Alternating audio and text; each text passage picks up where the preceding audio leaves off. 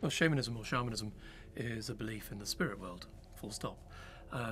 Essentially, the spirits interact with human beings. If you have an illness, there may be a physical cause, but there's also a spiritual cause. So shamanism is all about keeping peace between this world, the world of man, and the world of the spirits. It originated probably in Siberia, and from there it moved west, east, south and north. Now diffusionism would say that those groups moved as far westwards as Finland, Norway to become the Sami. They moved west and southwards to become, say, the modern day Turks.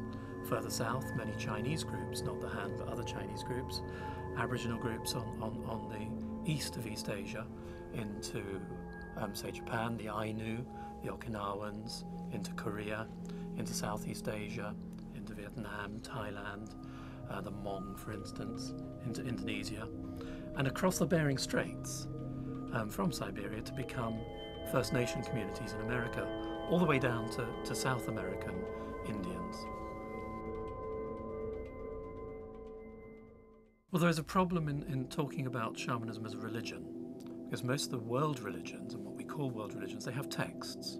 It therefore doesn't relate to the major religions as such, and yet it seems to permeate so many societies on Earth that you could say that shamanism is a religion, because it deals with the spirit world, it deals with other worlds other than the one that we inhabit, and it communicates with that world.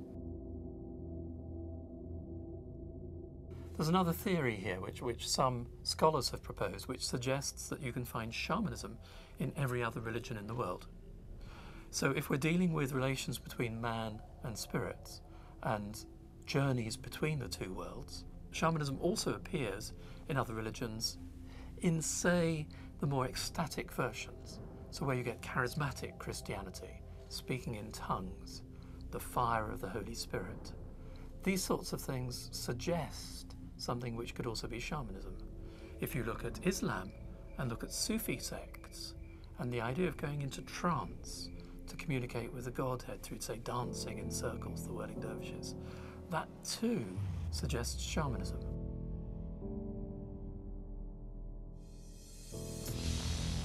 But shamanism, more than any other religion in the world, I would suggest, is keyed into nature.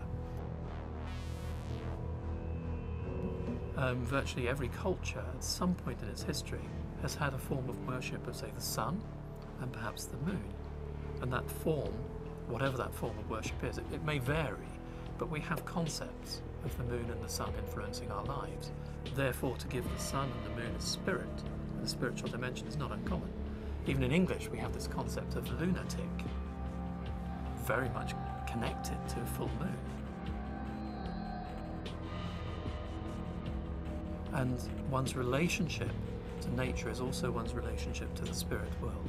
So you must respect nature, you must always help nature to survive. It'd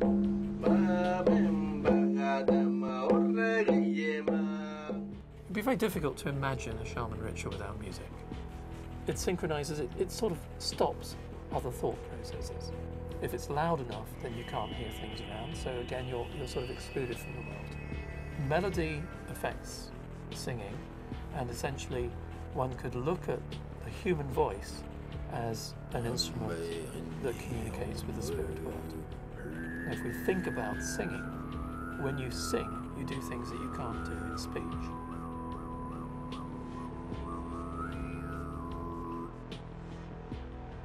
If there are spirits out there in the mountains, there may well be spirits in, say, your car, your refrigerator, your kitchen goods.